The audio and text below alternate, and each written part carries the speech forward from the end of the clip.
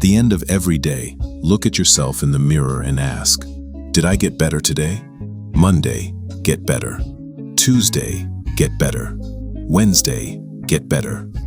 If you do that for 5 years, 10 years, 15 years, how much better will you be? Are you getting better every single day?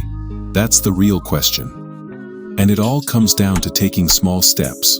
You don't have to accomplish everything in one day or even 1 week. Just focus on getting a little better every single day.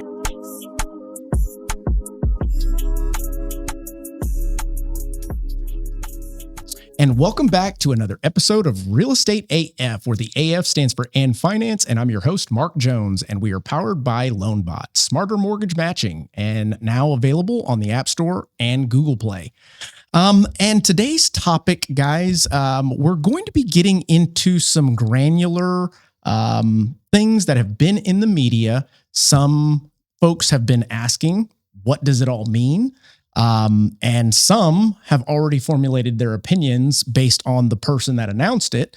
And we'd like to kind of shed some light on that today. So I've brought along two guests that are pretty intellectual and very well articulate in regards to topics like this. And what we're going to be talking about is Donald Trump and the announcement that he's made and some actions that he's taken to potentially help the housing market and the first-time home buyers.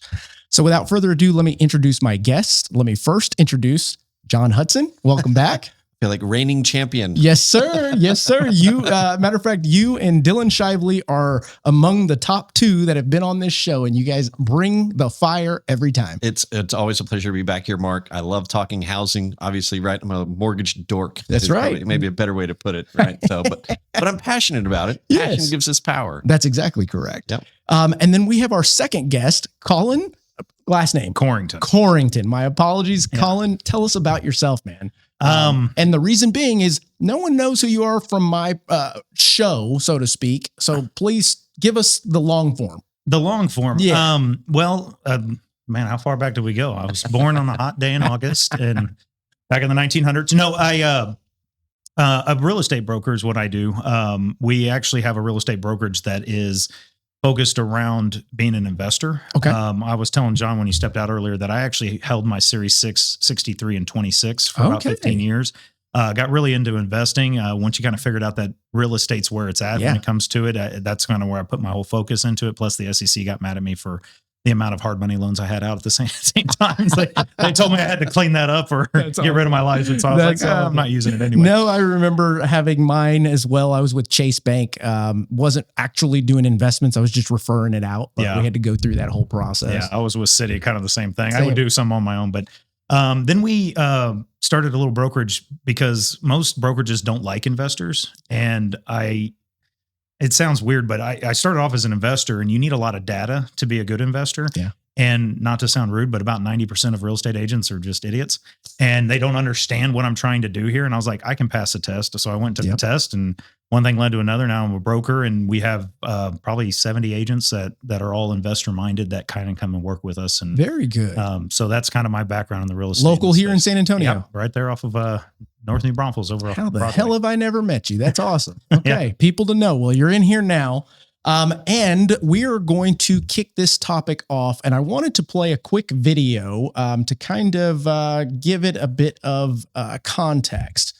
So without further ado, this is Meet Kevin. Those of you out there, I'll have the link in the description for you to like, subscribe, and join his channel as well. Has bailed out the mortgage market. Yes, folks, this is all in an effort to post that Donald Trump is the affordability president. And if you want more affordability, vote for Donald this upcoming midterm election, because we need to keep control. If you want your checks, you need to keep control with Republicans. Donald Trump is officially directing Fannie and Freddie to buy $200 billion of mortgage-backed securities. Now, hold on. Let me tell you more about this after I move my cashews and almonds off my desk, since all these carnivore people get triggered by that. I just like nuts. We have Donald Trump announcing, yes, indeed, $200 billion. Now, here's roughly how that plays out.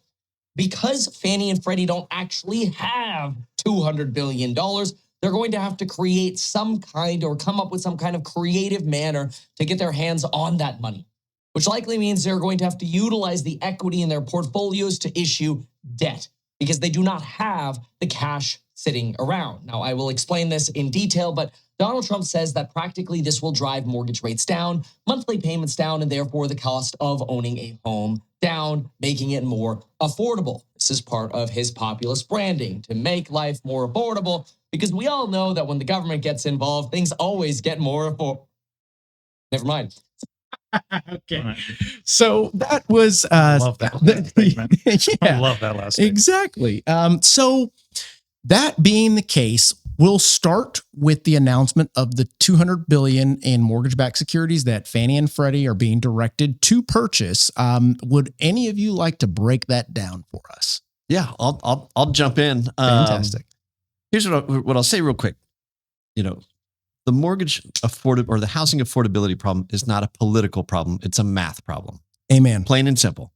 And so, for regardless of what side of the aisle people sit on, at least this administration is bringing housing to the forefront. Yes. Because it's been ignored for many, many, many previous administrations.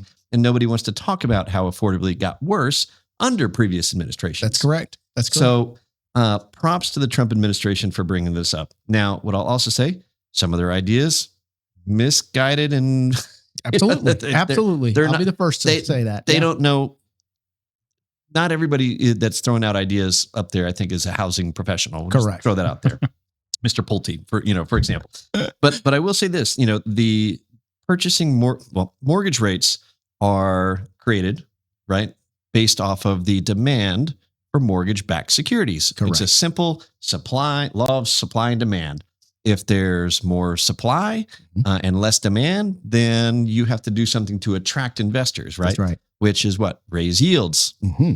So in this case, if the GSEs, Fannie and Freddie, are going to be buying mortgage-backed securities, in addition to the private market, then it lowers the supply, right, and increases the demand, which is going to lower the yields and bring down mortgage rates. Now, how much of a dent will it make?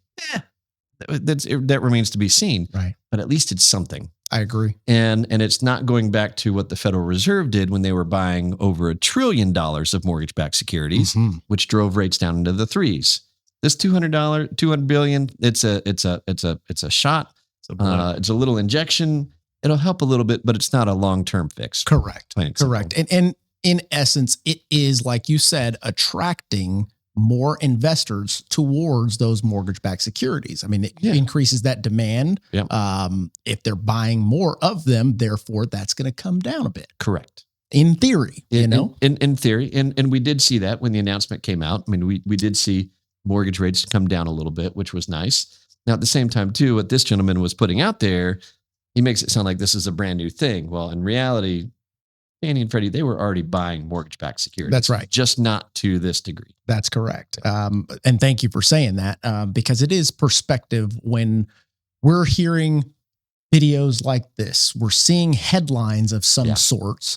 Folks want to run with that theory, but not taking a step back to understand that this is what has always been done in many aspects of how we help things, especially for these first-time home buyer situations. Right. And again, just kudos to the administration for trying to do something. Right.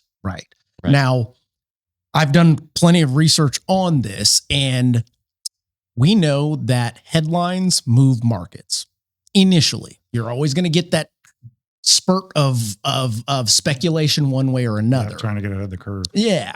But this kind of action still has to go through the proper channels, still has to have the money moved around, still has to prop itself. So I'm thinking, and you guys can correct me if I'm wrong, but I'm thinking that we're not going to actually feel the true long-term effect from this for about another month. I think that's accurate. I mean, you saw the initial movement, right, based off the headline. And MBS still needs to be issued. Yep. Then MBS needs to be purchased. It's going to take a little while. I was going to say, I think it'll be longer than a month. And I honestly, I have to defer to John on this one because he knows the secondary market way better than anybody else. But just to spur another question on this, it is leveraging their equity and their positions. Is that going to create an undue stress on them? because that's my concern about this entire thing. If they've got more debt, more things they've got to pay out, I know they're running razor thin as well, it is. to my knowledge, to my understanding, and you guys can correct me and we can also check it with ChatGPT, but they're using funds that are already sitting on the reserves. They're not going and creating new debt. They're not printing more money. They're not taking out additional loans to pay for the money that to pay for the purchases of these. This is just money that they're now moving around, earmarked for nothing that they can deploy. To my understanding. I might have misunderstood the video because I thought he said that they were going to have to leverage some of it. He said that, but I don't believe it at all. I don't believe it either, but that's the first I heard anybody say that. And I was like, wait a minute, if we're going to leverage out the little profit we do have into this. Correct. I was like, that's going to be. That seems super detrimental to what they're I hope he's trying not to correct. accomplish. So, I mean, and we I hope they have cash. We could get into a whole show on the GSEs Sure, because in my opinion, they'll never go truly public. Right. And B, number two, they shouldn't go public because they are literal cash cows for the U.S. Treasury. That's right. Now, what the Federal Reserve was doing was they were printing money to buy mortgage-backed securities. That's right. So that created the Ponzi scheme of they were quantitative easing. Right. They were quantitative easing. They weren't printing money. We were easing. No, that's not a recession. That's not what that is. right. But where 2 months in a row. where Fannie and Freddie, I mean, they really do have more cash sitting around than they know what to do with. So this isn't going to deplete all of their reserves. That's just a little bit misguided there. I mean, the Fannie and Freddie are in great positions, cash wise, and even with defaults where they're at increasing, right? They're still at near record lows. So their cash reserves are absolutely fine. Yeah. Yeah, if they've got the cash, then pump it in there and let's see if we can get that market moving a little bit. Especially if it's a small portion of it, then I mean, and I've got a question for you guys, and I just thought of this right now. It's not even on the agenda, but if we're talking about home affordability and it being a tiny gap that interest rates can solve, let's say a half a point or so, and now everybody gets triggered back into the market because they see a 5 in front of it instead of a 6. What if there was some type of, I don't know, campaign, movement, push to correct some of the mortgage insurance practices that are taking place right now? And mind you, we know mortgage insurance is collected because you're not putting 20% down. They're there to insure the property if you go belly up. Right. But if you look at the amount of foreclosures, or I should say the lack of foreclosures, what are they doing with that money?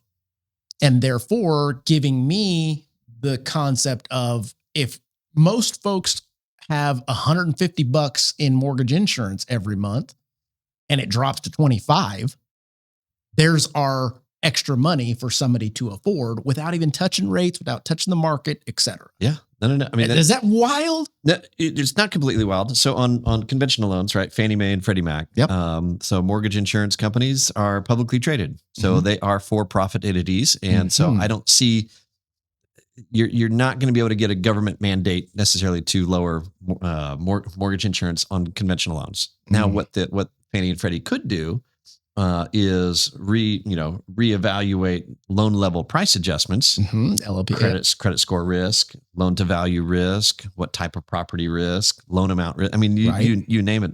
That would be the easiest path to, I think, lowering pricing for consumers there. Yeah. Now, on the FHA side of the coin, then, right. I mean, right now consumers are paying 0.55 for mortgage insurance plus an upfront fee. Correct.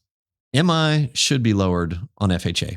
And it could be. So even though all the headlines, they're selling the blood. Yeah. They're selling the calamity. They're saying, oh, look at all these defaults. They're up 200%. Well, yeah, because it went from, when it goes from 1 to 2, that's 200%. You're looking at it as a lender, not as an insurance company. And the insurance company is going to find every possible way to increase a premium. And they're investing all that money. That money never sits. That was what triggered the. If they're like any other insurance company, obviously I'm not particularly familiar with them, but every other insurance company is investing all of these premiums to get these bigger returns for their people. John mentioned cash cow, and immediately I thought MI is a huge cash cow. How often do they have to It's pay such out? a rip. Yeah, absolutely. The FHA, for example, they're so far past their minimum reserves, mandatory reserves, that they do have room to reduce them. Now, will they? I don't know. I don't believe so. Has your insurance ever gone down, John? No. Well, after you turn 25, obviously. Has it ever gone down? Not with my driving record. Yeah, I was going to say, like, your home insurance has never gone down. Your life insurance, everything is just constantly clicking up. So I as much as it makes sense, the insurance companies, in my opinion, are extremely greedy. I mean, when was the last time you had an insurance company say, "Yeah, I'm going to pay you out. Yeah, right. We're going to pay your claim." No, it's a constant fight. It's a constant. Yeah, and with the case with FHA mortgage insurance, I mean, this is the government, right? Yeah. So they're definitely not going to bring them down, right? Even though I've never known a tax to go down. Even though they've got the same here, same here. Yeah, never. They go up every single time, right? So, and that's why all of this comes into, right? It's not just one thing that's going to solve affordability. It's little pieces from all over the map. Right.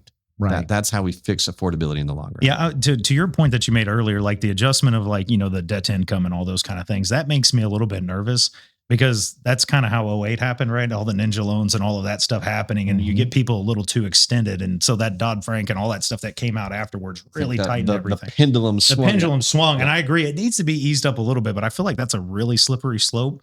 And I don't want to, it comes off borderline elitist because it's like you need to be able to afford a house before you can buy a house. Like I don't think that's elitist at all. I mean, honestly, and the reason why I say that is I am tired of I'm still producing, John's producing, getting the pushback from a borrower that's first time trying to buy a $400,000 house and wanting a $2,500 payment because that's what it was back in 2020. Right. Well, guys, it's time to reset your budget, your expectations, what you can actually get for your money or what you think you can afford monthly, because can you qualify? Sure. But you don't want to because the payment is too high. I get it. That's what the payment is for that home. And I'll get the question every single time, well, how do I lower that? Well, there's a couple of ways, but the only one that makes the most sense is find a cheaper home. Yeah. Yeah. It's your $4 a day Starbucks habit. That's right. The $4 coffees isn't hurting your affordability. It's your $800 car payment. Yes. And it's your $4,000 mortgage payment. It's like, get a smaller house. It is, this is where the downfall, of, I think, social media is. Not everyone's ready to live like a Kardashian. Yeah. And what's all over Instagram. We're not all influencers. That's right. Well, you're right. And the huge. Last time I checked, my assets weren't as big. True. But the bottom line, right? Is from an affordability standpoint, yes. And that's why, what I really try to do is educate people. Yes. It's like, it's math. Yep. There's not much wiggle room that you have here, so yes, you need to, instead of a $400,000 house, you need to find something $250,000. Yes. And you raised a good point regarding the education piece. And I want to frame it with, you lead with education. Why? Because buying a house can be very, very emotional. Oh, yeah. It's a very emotional purchase any which way you look at it. But from our side of the tracks, we're the one trying to ground you and bring you to reality to provide stripped away emotion. Here are the facts. Here's the data. Here is our recommendation. But it is a very difficult thing for someone to part ways with their emotion to start seeing clearly. Yes. No, and I'm a huge advocate. Look, responsible real estate ownership, in my opinion, is still the key to wealth creation in this country. Agreed. Responsible ownership. Yeah. And so what does that boil down to? Not being overextended, owning your own home. And plus you have all the non-tangible benefits of home ownership, right? So it's having stability for your family. It's having your kids going to the same school and growing up with the same buddies. Mm-hmm. That's how we kind of grew up, right? right? So there's so many things, and it's an absolutely noble cause and noble effort to make. But people still just need to be grounded in reality and understand, based on their expense versus revenue ratios, right? What is truly attainable, right? And people are delusional about it. I mean, obviously, I sell a lot of houses, and they're like, "This is my castle. I'll do it. I got it." And it's like, it's a little bit of sweat equity. You can absolutely. you can help the community. Elaborate on that, please. Go for it. Well, I'm currently in the process of helping a guy buy an $800,000 house, and he's got a 10% DTI. Made plenty of I think he made over $700,000 last year, and so this is actually a small drop in the bucket for what he could afford. Sure. And he's a financial advisor and all that stuff. So he understands the numbers and all that. And it's been the most refreshing conversation I've ever had with anybody because he understands the limitations. He wants to keep a cap on everything that he's doing because he's financially educated. And so many people that I deal with on a day-to-day basis is like, well, can I get this kind of house? Can I get? And that blows my mind. You are literally painting a real life picture of someone that can pretty much buy whatever the hell they want. Yep. But is still putting restrictions on themselves so that they can continue to thrive and live the way that they want to live versus becoming house poor or showing off for whoever they are trying to show off for. And that leads back to the question at hand. It's like, so many people got house poor, in 08 and all that. And then they lost it. And that to me is a true bailout. Like they had to come bail banks. They had to bail everybody out because they literally could not keep up with their deadlines. This right here is just spending money that you got sitting on the side. I have to agree with you. So the concept of considering this a bailout, I love the humor that guy talked about Trump at the beginning because I listen, anybody watch this, like, don't get hung up on the political. If I say the word Trump, don't freak out. Don't get triggered. So many people get triggered about it. And just in case you go to church, it's like, love the sinner, hate the sin. Yes. You feel that way about it. But forcing them to go spend that money is not a bailout. That's rhetoric. No, it's not a bailout. It's like get the cash back into the system, which is going to tie into what we're talking about next. But if the cash is just sitting on the sidelines, it's not helping anybody. And everybody knows that money has to move in order to make more money. That's right. So get out there, make those things happen. If it does pop the interest rate down 0.5 point, that would be massive. This last little dip right now, I can't tell you how many people have come off the sidelines for me personally as a broker saying, okay, now I'm ready, because to your point, they're getting 5.825. They're getting 5.5. I got this $800,000 houses at 5.5. And I'm like, okay, so they're seeing the 5 and it is moving. And I got people coming off the sidelines. And if this will help more people move off the sidelines, it helps everybody as money moves. Correct. So many people think that you need to have all your money sitting in a mayonnaise jar somewhere. And it's like, no, it's got to be moving if you're going to make more and if you're going to help any of these situations. No, that's exactly right. I don't think it's a bailout. I think it's, if you got the money sitting around, you need to move it. And if it's going to help the rest of the consumers do it and it's not going to over leverage them, I personally don't see the harm in it. Absolutely. And I want to kind of dissect the first part that you mentioned here. It is not a bailout. I agree 1000% with that. This is more an inducement for people to buy. Hopefully something that will reduce those rates temporarily, long-term, doesn't matter, but at the point that it gets the market out of this freeze situation that we're in. Psychology. That's exactly correct. 100%. Yes. Why does every price end in 0.99? That's right. That's right. That's exactly it's right. It's just that psychology of it. It's 5, not 6. And most people don't know. I know John knows this. What's the average FHA since its inception in 1932? 7.5%. Oh gosh, más o menos. I mean, it's around there. Yeah, and really same thing with Fannie and Freddie conventional rates. Right. I mean, it's over 7%. Yeah, I was to say 7% is the average since 1932, and we're at 6%. And everybody's freaking out, and I'm like, we're still below average. I'm sorry, the house you want costs $700,000. But like, we're still below average. I mean, we've been as high as 12-13%. That's right. It's rates by themselves. They're not the problem. I mean, you got to look here. I mean, just here in Bexar County from 2019 to 2024, property taxes rose over 32%. Absolutely. Homeowners insurance. Thank you, Bexar County. Protest your taxes. And you know what I think so funny? Yes.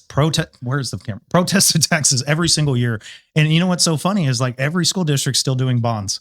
And I'm like, why are we doing all these bond packages? So I'm digressing. That property taxes drive me crazy. You are correct. Too much of my time. But just in the last 3 years, right? Homeowners insurance has gone up 70%. Yeah. So why is everybody just picking on the mortgage guys? That's I mean, so true. It's the whole package. Man, you raise a great point there, that we are the ones that kind of get the brunt of any of the home buying. It's never the realtor's not giving us enough information. It's the lender, the rates were too high. Or I blame the lender every time. And that's okay. We can take it. But I've got some great data. We could do another show around this. Okay. But there was a survey done of millennials and Gen Zers, and any of the charts here, or no, not. It's I got it back at the office, but I can't tell you without a fact that realtors and mortgage loan officers are trusted less by millennials and Gen Zers than basically anyone else. Yeah. Wow. Like, we're like so far down on the totem pole. But they love their insurance agent. And they love the person they voted into office that's raising their taxes. Yes. Oh yeah. Well, he wears this color. He sits on this side of the aisle. I love him. And I'm like, are you watching what he's doing? Right. Well, Right. Yeah. And I think a lot of folks lack context and outside perspective, and they are so tunnel vision on what's in front of them to even go, okay, let me see where I'm at on the rung of how everything stacks up, so to speak. I don't know. To me, this situation that we have here, is it going to help us in regards to generating more business, the mindset of getting those folks off of the fence? I do believe so, but I think we're also battling something that is going to be a long-term hurdle for real estate professionals and mortgage professionals. The idea of, well, we don't need to own a home. Why would I even buy a home? Yep. Type concept. Why? I don't know. Is it because the folks of those people that are saying that, and it is the younger generation, are not educating them on the equity, on what they've done with their house and their equity to get to where they are? I think that has a lot to do with it, because as we know, history shows that nobody's staying in their house for 30 years. You know what I mean? Your parents, they bought, or your parents' parents, that doesn't happen anymore, where they bought their first home, they lived in it, they stayed in it, they passed away and passed it down. It's not happening that often. Matter of fact, isn't the baby boomers, they own most of the real estate in the United States. So at a certain point, when that shifts, are they going to allow it to shift, or are they going to just squander it? Who knows? Yeah. I mean, you look at it and people go, well, I can't take it with me. So let's go to Vegas. So the Wall Street Journal had a very interesting article just last week, over the weekend, and it was talking about there's going to be like $7 trillion worth of real estate that's going to be transferred, basically from boomers to the millennials and Gen Zers here over the course of the next 10 years. Okay, but it does raise the point, though, and you read in the article, it's more affluent folks that are planning, right, versus the non-affluent, which are maybe it's just going to be squandered and done something else with. I do come back to, for the folks that are out there going, oh, you know what, we're just going to rent for the rest of our lives. I will point this question out to you, and that is, how are you going to be taken care of financially when you get older? Right. And I know it's a dirty word, reverse mortgage. That's right. But for the right person, it is absolutely a smart financial vehicle to be used to help offset living expenses when you're older. That's right. Because especially if you don't want to leave your kids anything. That's they don't know what to do with it anyway. Well, I didn't teach them how to do anything. He's an idiot. I'm not going to give much of money. That's right. But it is just a reality, right? I mean, so if there's an asset that can be utilized to help, potentially increase tax flow or cash flow, or just no longer have a mortgage payment, man, use it rather than become a burden on, your heirs. Yes. But on the flip side, if you're one of those people that rent your entire life and that's what you're going to do, why would I own a home? I own a lot of properties that I rent out to people, and guess what happens every single year? That's right. My taxes go up, and therefore your rent goes up. Yeah. And so that is a non-moving target, right, for renters. And if you move to somewhere else, usually if you've been in a rental for 5 years, you tend to have a very modest versus moving to a different place. And as I'm seeing a lot of people selling properties right now, getting out of the rental portfolios because the pricing, and they're able to capture some equity. And now these people have to move somewhere that's $800 more expensive to get the exact same thing. That's right. And it's going to pinch you more and more and more. And back to just get that home ownership where your stuff is fixed for 30 years. And when you're ready in time and you've built up the equity in your current house, you can now afford that next one. That's how, my house, I live next to John, not that far down the road. And I think it's funny. We live in a really nice neighborhood. And when I bought that house, I bought it for $340,000. I could probably sell it for $650 right now. And it was ugly, and it was built it was built in 1980, and it was in great shape, but it was ugly. It had teal carpet and wallpaper everywhere. That's awesome. And wallpaper flowers. Oh, yes. Dude, seriously, the bathroom had pink. Yes, it was bright blue with pink flowers on it. But sweat equity, we're in there, we're doing it a little bit at a time. And now my house is worth $650. So if I do decide to go buy a $700,000-$800,000 house, I've got $300 to put down on this property, and my mortgage isn't going to move. That's right. And that's how people get into these bigger, nicer houses. And I'm still paying, what is my mortgage? $2,600 a month. on a $650,000 house. I think it's $2,600 a month. Yeah. And it's because I've lived there 10 years. I made it into a $600,000 house. And if I do decide to leave, or when I do, You're taking your equity with you. I'm taking my equity with me into this next house. That's and right. now I'm like, how'd you afford such a nice house? And I'm like, I lived in a shitty one for 10 years.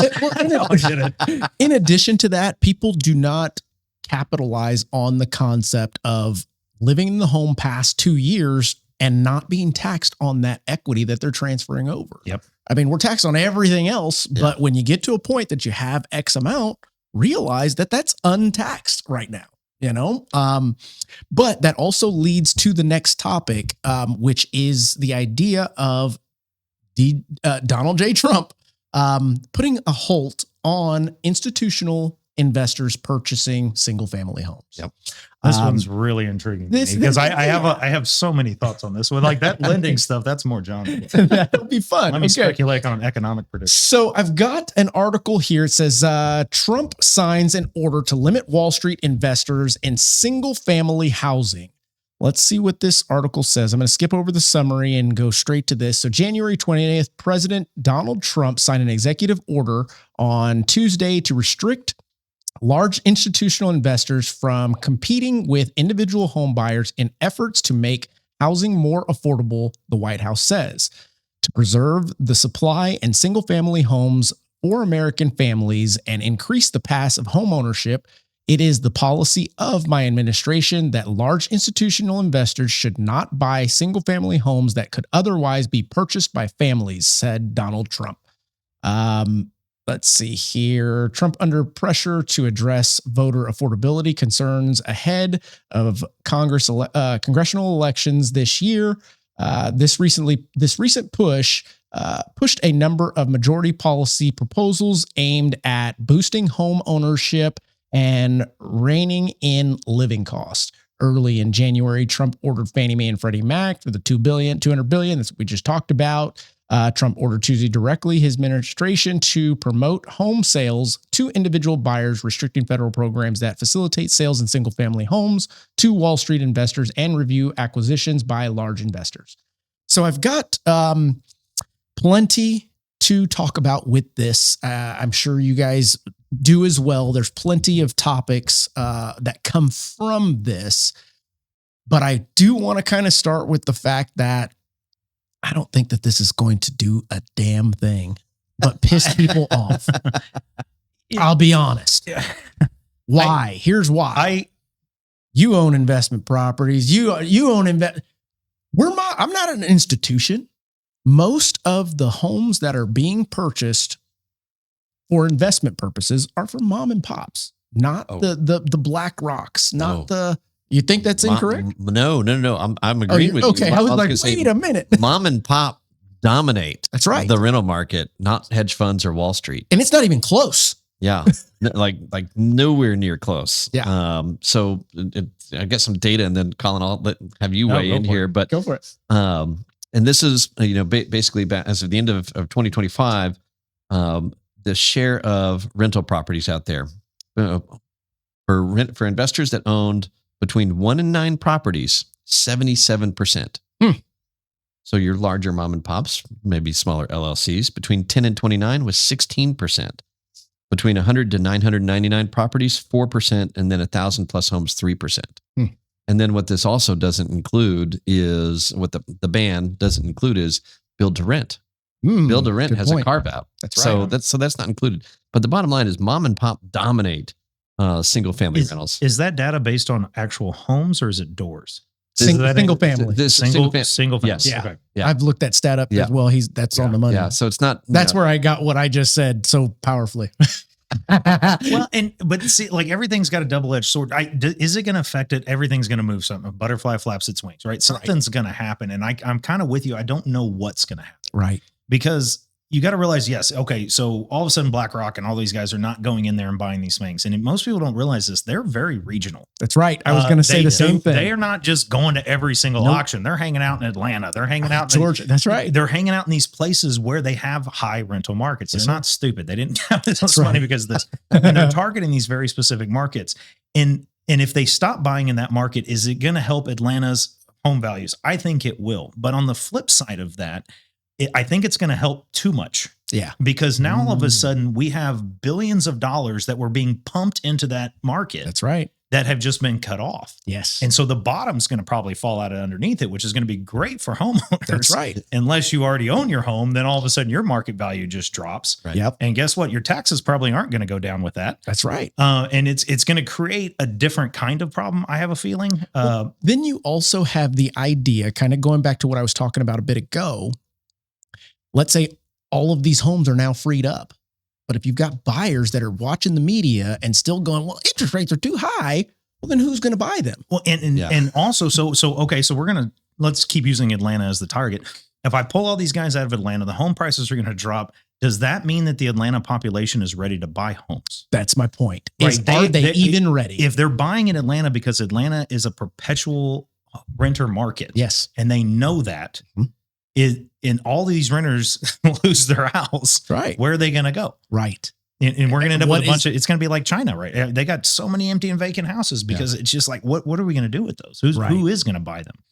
I believe, and this is something that I argue with folks about all the time on social media because they don't take the time to just look up the actual data that right in the front face, you go, oh, wait a minute. So it's not that bad. No, it's not. The media has pumped this up. Social media has pumped it up. And you have heard it from somebody that heard it from somebody else, and now you're repeating it. And it's still incorrect. The idea that these folks are just coming in and purchasing all these homes, what happens if they're not there? I mean, that idea of, is there a void that's going to need to be filled? And the idea is for home buyers to fill that void. But like you're saying, if they're not ready to go, what are we doing? Yeah, I buy properties at the foreclosure auction. I've never seen a BlackRock guy, at least not in San Antonio, right?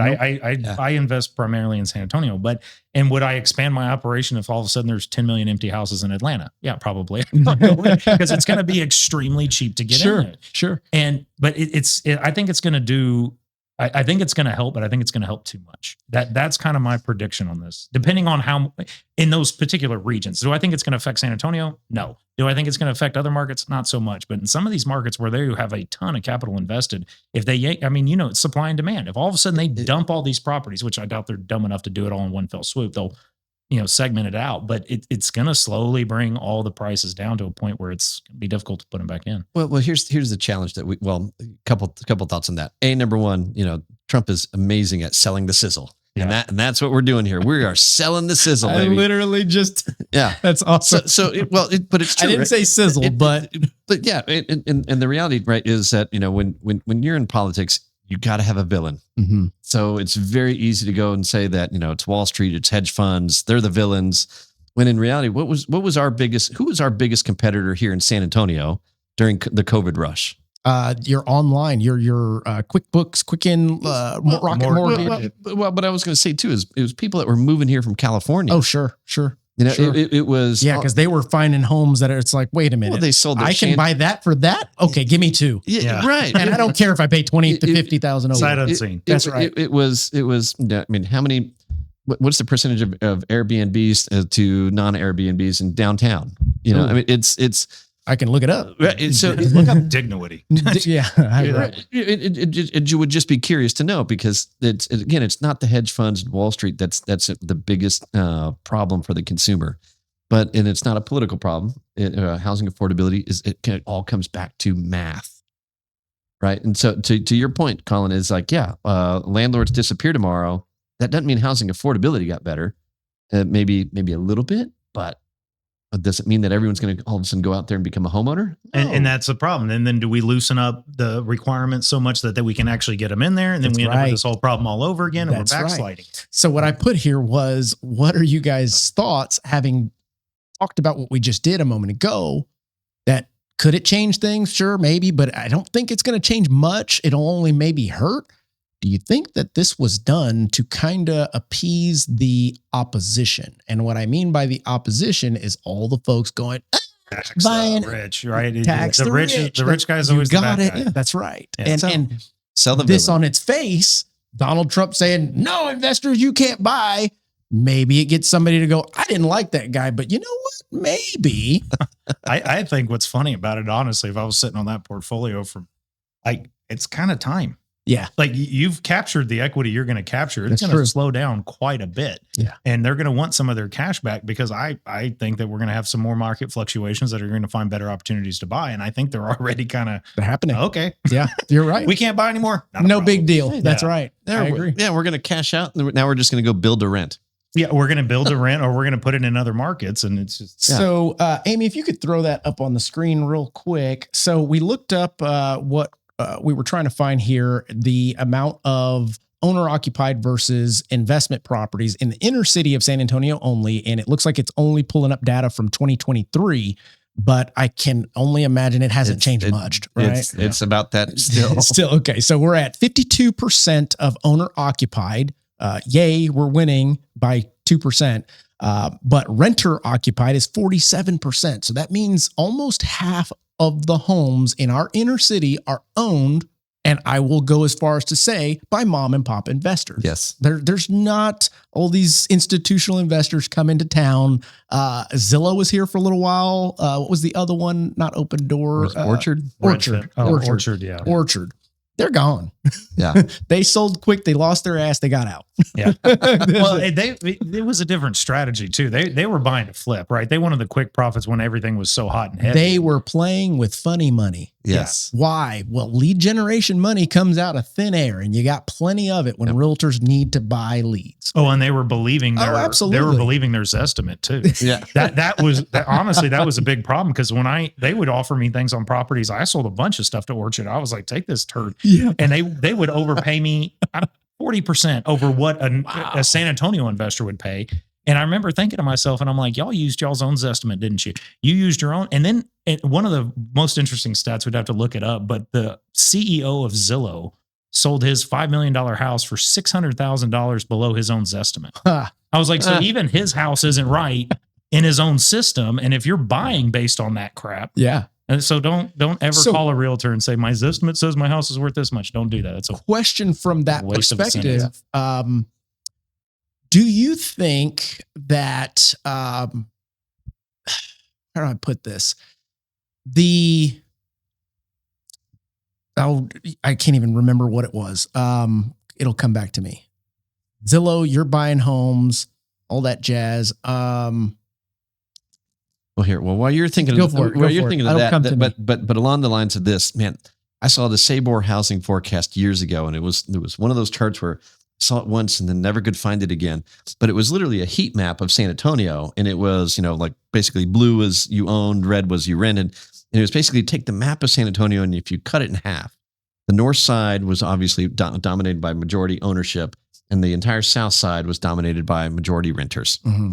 And, so this comes back into the play of, again, affordability, getting people into a mindset that you can go from a renter to an owner. Mm-hmm. I sent over another chart today that showed the top things that people are delaying home ownership on. And it was interesting. So this was from July of 2025 to September.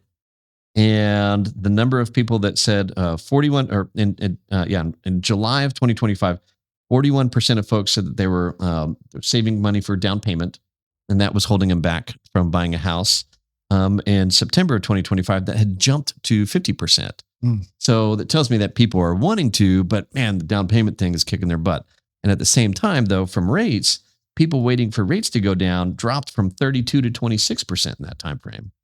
So people are wanting to buy, and I think they're just there's still so much bad information out there about how much money you need to buy a house. Oh, absolutely. I still blame Dave Ramsey for that, right? You don't need 20% to buy a house. That's right. And there's plenty of down payment assistance programs out there. Mm-hmm. So it all comes back to the education side and getting people into a mindset of, you know what? You don't have to rent for the rest of your life. You can own. My line to that is I literally give them, well, not your number, but like Cap or something. Yeah, I'm like, just go talk to them and see where you're at, because the best thing is good loan officers. If you can't afford a home, then they will help you with a roadmap how you can. That's exactly right. Because sometimes it's not necessarily saving more money. Sometimes you got to get rid of that Discover card. That's right. That's what's killing you. And more importantly, sometimes you need someone that you don't know, that's not in your sphere, to say, hey, you need to get rid of that Discover card. Well, what is Does that make sense? It's the dinner topic conversations. Yeah. You don't talk religion, There you go. politics, sex, money. That's and right. it's like, but money, like you have to talk it, or That's you're going right. to continue to be where you're at. And Yes. so go to a trusted third party and That's talk right. to them. And it is like I always tell everybody before I send them, I'm like, hey, listen, good loan officers, like if you go to mortgage.com or whatever That's it right. is, they're going to take your social security number and give you a pre-approval letter, just period, based on Yeah. that. They don't do any of the homework. I said a good loan officer is going to give you the full financial rectal exam That's right. before they ever write a piece of paper for you. And that is massively important. And so many people can afford house. They're a month away from buying a house. You're it's right, like, Zach. just Yeah. go do this. Yeah. And actually Aaron, one time he tripped me out real bad. I had this couple that wanted to buy a house and they were in there talking and he was like, do you have that? It was a Discover card. Funny enough. Do you have that Discover card on you? And he's like, yeah. He's like, go buy lunch real quick. Don't spend more than $30 and come back. And he came back and their credit score jumped up. That's right. That's right. Okay. Now I can get you. That's right. Sometimes it's that simple. Yes. Sometimes you are a long way away, but if you sit in your room by yourself, you're always going to think you're a long way away. And you Right. definitely need someone that will take the time to do that right there that you're talking about. Sit on screen in person on a Zoom call, share the debt, because sometimes a lot of people don't want to see it themselves. I know. Put it on the screen. It's time to literally let it all out. Yeah, Now dude, we're going to it go is. through I this. show everybody their credit So report. do I. Yeah. It is a full Why? examination. Because you're asking me, how do I buy a house? I'm about to show you how you make it happen. And whether that be, see this $900 car payment? What is that? Oh, it's a blah, blah, blah, blah. Okay, well, can you live in it? No. Okay, let's probably chop that in half, find something that's more affordable because your goal is to actually buy a home, right? Yes. Okay, well then, once you get into the home, go buy it again if you want to, if your budget allows for it, et cetera, et cetera. Now, I remember when I was talking about when you were mentioning the Zillow concept and they were overpaying. Do you think that that was around the time that they were overpaying intentionally to control the market? I do 100%. It definitely backfired on But them, again, it was speculative, right? Houses were moving so quick. Californians, everybody's paying 20, 30, 50 over market. Everybody's coming in here and they're like, oh, I'm going to lipstick this pig and I'm going to kick Flip it it. over real quick.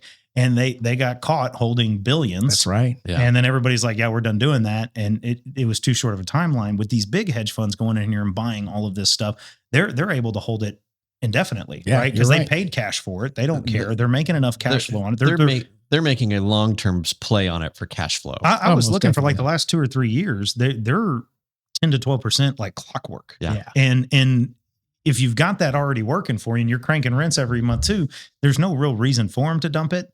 But like I said, if you force them to, or if you start telling them they can't do any more of it, then that side of that portfolio is going to shrink. And I think it's going to hurt. In a Absolutely. good way, prices will go down, but it's To what extent? to what Yeah, extent? that's It's right. like you want some value in your home. Everybody thinks they want home prices to go down until you own a home. And it's No, like, what we want is tax values to go down, more exemptions out there for Well, people. it should be a rule Mhm. that the taxing authority, whatever they put a value on, that should be considered an offer.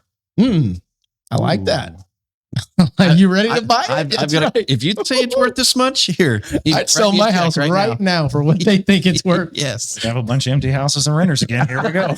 It's just like Zillow buying all these things. It's like, here we go. That's awesome. You want to buy it for that? I'll sell it to you. So I've got one of the images that John sent over, and this is kind of back to what we were talking about here. It says mom and pop investors still own a vast majority of single property or single family homes. Will a ban Wall Street ownership help affordability?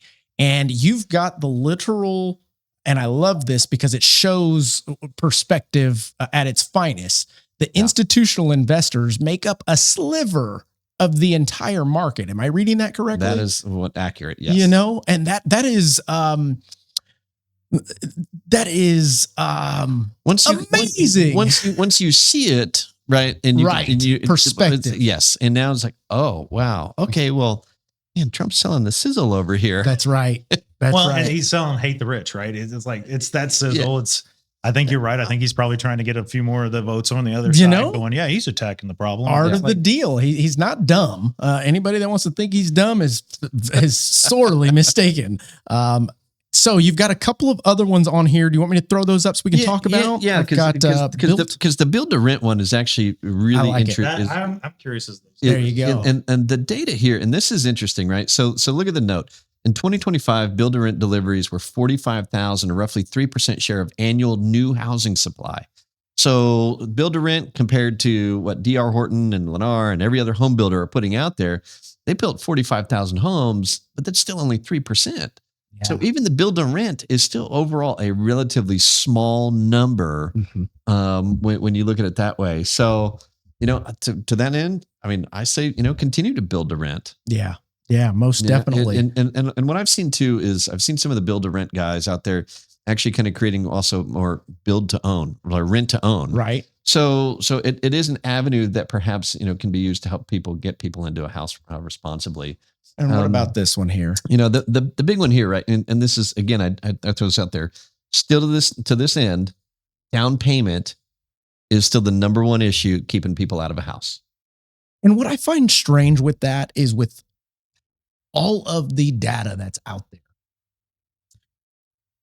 that to still be an excuse or a reason for folks to hold themselves back, I feel as though it's becoming a cop-out versus a true reason. And it more so an excuse, not a reason, if that makes sense. I mean, why? I just launched a mobile app that you know of, LoanBot. Jump in there, throw your credit score in, all that stuff. It'll give you all the programs that you qualify for. Well, and a ton of them you don't need a down payment for. Well, right. But I'll also throw out there that there's not enough within our own industry that are out there actively promoting down payment assistance programs like the Texas State Affordable Housing Corp that'll give somebody up to 5%. Yeah. And why aren't they advertising or promoting it? One reason: revenue. That's right. You don't make a lot. You don't. But you help a family. When you do things for the right reason, the universe will pay you back. Absolutely. It always has. This is what I always tell. So it's guys, find somebody like these kind of lenders whenever you're doing this, because that's what I tell everybody. Go in there, go figure out what you're looking at, what's available to you, what's going on, because you're right. They don't advertise the TDHCA and all those kind of programs that you can get those kind of things in. Me personally, like, they cannot pay me and I can't sell you a house unless you have money. That's right. So we work hand in hand. That's why we find a loan officer we like that answers the phone and go talk to them and get this done, because you can own a home. That's right. It may not be the home you want. It may not be the one you saw on HGTV, but you can turn it into that if you got it, because you're going to be saving money in the long run. Absolutely. And if you're young, like, I get it. Life is expensive. It is hard to save money relatively, right? And with the median sales store still freaking me out right now. yes. What I spend. Have you filled your basket lately? It's like, if you fill it up. I wish HEB was a publicly traded company. I haven't. No, I go to the grocery store, which is right behind us here, for things. And then when I get home, all the groceries are on the front porch. I'm like, oh man, we did it again. What was I going to say? Yeah. So median home price, we'll just call it 300,000 here in San Antonio, right? Yeah. So median home price, if with FHA, I mean, you're still looking at minimum 3.5% down. So not a whole lot of people just have 12 grand laying around. Right. But then they don't realize that there are programs out there to help offset that. You still don't have, or you still, and I can't preach this enough, but not enough realtors, I think, are teaching their clients on the listing side to sell like a builder, right? Don't come down on price. Give more incentives. Concessions. Yep. That's right. Give more concession to cover offset closing cost. Because the best deal out there is when you can structure it to where the mortgage math will show it 100% of the time. The consumer gets a better deal when the rate is bought down and they have less cash out of pocket. That's right. Versus getting a lower sales price. Every single time. It's so funny you say that, because I literally just exercised that option. Sorry, it wasn't with one of you guys. It was a different lender. But they're like, hey, I can get them in, but they need their closing costs covered. And I was like, fine. So I actually wrote the offer $5,000 over the asking price. Asked for like 18 grand in concession, whatever the maximum was. I maxed it out. And guess what the appraisal came in? Right on the dime. Guys, it's a fun little secret. Yeah. Appraisers get a little lazy sometimes. And if you can manipulate that. And now they're getting into a home for, I think they're paying $4,000 or $5,000 out of pocket. Yeah. And well, put it this way, with appraisers, because that's been a hot topic lately, because you've got some properties that are appraising over and some properties that are right on the money. I haven't had very many low appraisals. I haven't had I just haven't in a while. Right. And when that happens, I feel as though that's almost the appraiser finding empathy with data. Does that make sense? Because he can't just throw out a number, but he can find or use that other comp that pushes that value up that extra $2,000. And that means that they understand how much home ownership means to this person buying. And if I can put my tinfoil hat on them for a moment. I have some in the drawer. I would say about 5 years ago, did you feel like they were doing the opposite? I do. Yeah. Like I felt like they were in cahoots with Yes. everybody to pull values back. And I'm like, you've got to be kidding me. And I spent more time arguing with appraisers. I'm like, you got the house next door. Yes. You just sold for X. Yeah. And now, mind you, I'm going to play devil's advocate. Aren't we glad that they did now? Oh, I am. You see what I'm saying? Like that could have gotten carried away, and to the point that we would then be feeling a crash right now because nothing's moving, nothing's foreclosing and all that causes the crash, but nothing's moving. So therefore the values would just be blah, blah, blah, blah, blah, blah. Yeah. So it's almost a good thing that they did that back then. We look at it fast forward now, they're doing the opposite, which is helping more homeowners. So those out there, just a tiny bit of advice, but don't hate on your appraiser. That's what they do, man.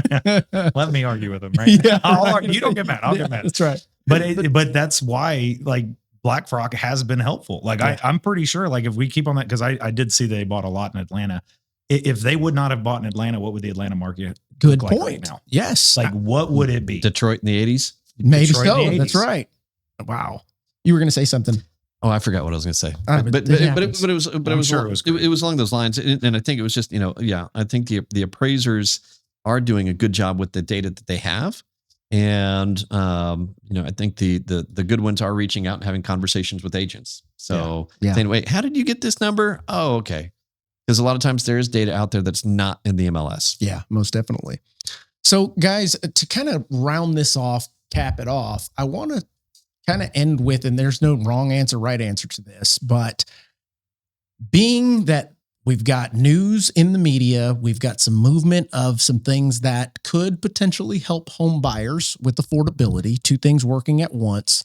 What do you think that home buyers, home sellers, realtors for that matter, should be paying attention to as we move into the coming weeks? Because this should take I'm thinking about a month or so, we'll see rates tick down. But then at the same time, I just created a video, put it out this morning about how much rates went up.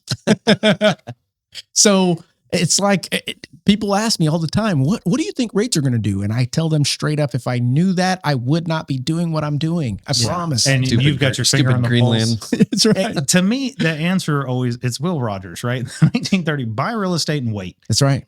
Period. The end. Get in. Love that. No matter when you can get in. Yeah. It does not matter. Real estate has never gone to rock zero. Mm-hmm. So you may lose some value in your house, you may gain some value in your house, but if you're paying it down the whole time, it shouldn't hurt you. That's right. So go buy something. And then the second one, which is the new one, it's like marry the house and date the rate. Rates may go up tomorrow, they may go down tomorrow. We don't know, you don't know, nobody knows. We can speculate all we want. All day. Yep. And if China market goes under, then something it doesn't matter. Nobody can predict it. So if it goes up, you're smart. If it goes down, refinance it. There's so many lending companies right now that'll let you refinance within 3 years for like $500. Yeah. It's like they don't order another appraisal. They don't do anything. They're just like, hey, let's get you in that new rate. $500 to save yourself a couple $100 a month. I'm like, come on, guys. Like, there's no reason not to buy. I don't care what's happening right now, because if it changes, you can change. Yeah. And I think the perception of the younger generation, they got a taste of seeing how many folks were making money by buying their primary residence and selling it 2 years later from 2020 to 2022, that they're still a little skewed, but I have faith that they're starting to come to realization that that's not going to happen again. That was such a rare instance. Absolutely. Like I can't think of another time period where something like that happened. Yeah. And I'm kind of pissed off because a friend of mine did that. Do you remember about a year ago, 2 years ago, when used car market was through the roof? Oh my God. Yes. My buddy went and bought a brand new truck, turned around and sold it for more than he got it for. He did that like 5 or 6 times, made like 20 grand driving a new truck once a week. And I'm like, what are you doing? It's because every time I saw him, he had a new truck. He's like, oh yeah, I'm making $5 grand a pop on these things. The F-250s, the Corvettes, there were a couple of them that Defenders. The Broncos, buddy of mine owns a dealership. So yes, Yeah, I was one of them that would do that, but I lost my ass on And one. Noah, on the flip side, you got if Noah, if you're watching this, I'm mad at you still about not telling me you were doing that till then it was over. Right. And it's like, okay, I can sit there and pout about it, or I can go buy a new truck and just deal with it. You know what I mean? It's like, right. it was a weird timing. It was a weird market, and you can't time the market, right? It's catching a falling knife. God. You don't catch a falling knife, and don't try and time the market. Just do what you're going to do. And no matter what, see, you got Rich Dad Poor Dad over here, Millionaire Mindset. Every single solitary book you see on any kind of wealth creation says buy a house. That's right. And if you're too scared to go talk to one of these, because he's scary, I get why y'all are scared of him. He got tattoos and stuff. He's scared. good looking. Guys, don't be scared about it. Go figure it out, because all of this, it ultimately is noise. I mean, we collectively have decided that, yes, it may do something. Yep. It's probably not going to do anything here in San Antonio. I don't know where your viewership is. Yep. But it's like, it may or may not affect you. And if it does, we pretty much said it's going to be a small effect, and it's mostly talking points, as with everything in the news. Anything that happens, Trump went to McDonald's today. McDonald's stock goes, it's like everybody freaks out over every single headline. That's so true. And I'm like, stop for a hot minute and That just is so do what true. you're going to do. Go talk to the professionals. Well, it's like, I know people think realtors don't do anything. I get it. Everybody, that's a big wait, thing. you guys do stuff? Yeah, believe it or not. So, Amy, throw that up there one more time. I'm not going to hit play on this, but he was showing on screen the moment they announced about the 200 billion immediately. Now he's looking at stock for, Mortgage Depot. Okay. So, boom. Oh, Loan Depot. Loan Depot. Yeah, there you go. Mortgage Depot. Sorry. I'm not sorry. It shot through the roof in, what is that? A couple of days. Boom, boom, boom. Shot through the roof. He said, I bought as soon as they announced it because I knew it was going to happen. Yeah. And there you go. But they're also trading like a penny stock. Correct. I mean, I'll throw that one. Put the extra mark. But the a lot of pennies. but the reality is, though, I mean, that is a big jump. Yeah. And the play there, the market, whoever, the day traders going, there's going to be a refi boom. Yeah. I guarantee you the chart today, it came back down. There's not going to be a refi boom. Now, there are a lot of mortgages out there, millions of borrowers that are in the money today if they were to take advantage of refinancing. Mm-hmm. But that doesn't mean also that they should. Agree. And that would be another thing just to take away that I've probably talked people out of more refinances in the last 6 months. Same here. Than I have actually done any. And the reality is because it doesn't always make sense. Right. And what I've come to find out, and this is the internal battle that I am fighting with, is I'm the same way. I'm not going to refinance you just so I can get a paycheck. Right. You can feel good. I want it to actually make dollars and cents to you. Yeah. And I'm like, guys, this doesn't make sense. God. Fast forward a month. Yeah, we just closed on our refinance with such and such online company. Why? Because you just rolled in $8,000 of your equity is gone. So it's like $40 a month. Do I stick to my guns to continue advising people the right way, even though they're going to go and do it anyway?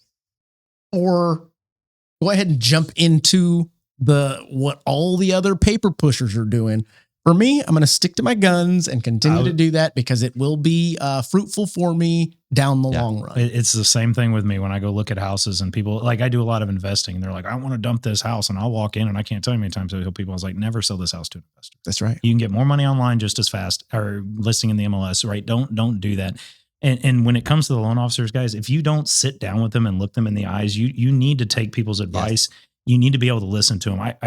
I abhor the .coms, the 1-800, whatever. If I call in and I get a different person every time I'm doing this, I know for a fact they do not have my best interest in mind. I'm a number and they just want to close the deal. That's right. If I have an advisor, somebody who's telling me it's like, hey, not yet, you need more equity, not yet, rates need to be down further, not yet, or hell yeah, you need to do it now. Yeah. Like you should be talking to these people. Like most people get financial advisors and they're like, they set up their portfolios. So if you're not talking to them once a year, you're not doing the job. Right. That's their job. That's what they're here for. Same with you guys. It's like your job is to educate the consumer and make sure it does well. And my best advice, if you are talking to a lender, if you don't talk to them directly every time, and if you can't meet them face to face, go find somebody else. Period. The end.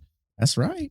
Guys, is there anything else you want to add to this before we close this off? I'll just reiterate that Please do. Even though some of the ideas may not be the best ones, at least this administration has brought housing to the conversation table. Yeah. It needed to be. Affordability is still a giant problem in our country, and but it's not a political issue. It's a math problem. Yeah, and I echo that, guys. It just don't hate something because somebody said it. Like right now, politics are so polarizing. Yeah. It's like you got to go talk to people about it. Just because somebody says something doesn't mean it's gold, and it doesn't mean it's the worst thing ever. Worst ever thing to possibly happen to us. Go talk to somebody who really knows what's going on and fill it out, and stop making mountains out of molehills. That's Like right. just because it's a headline doesn't mean it's going to completely change the way everything looks. Yeah. It just means there's going to be a little hiccup somewhere along the way. Maybe it will be a big one, but it does not deter from the fact that homeownership is important. That's right. That's right. It will never deter from that. So Amen to figure that. that out. Guys, this has been a great discussion. Tons of valuable information that the folks listening can actually take and utilize and formulate their own opinions on, maybe cross-reference with their own personal lender. And if you don't, hey, look us up. We're here. I do thank you both for joining me today. Thanks Colin, for having us. pleasure to meet you. It was a brother. pleasure. I'm Absolutely. going to start sending you my lending. No, business. don't do that. Don't do that. No. That's my dog right there. And now I want to talk to you guys. I want to first ask, and this is, I don't know, rhetorical or whatever you want to call it, but when was the last time you pressed your insurance for lower payments? When was the last time you went to McDonald's and complained about their pricing? When was the last time you went and bought shoes and tried to negotiate with the cashier about a lower price? Rarely ever happens. How much are those shoes making you in the long run? How much did that Big Mac get you to the next whatever phase in your life that you could leverage? And my point is, rates are rates, guys.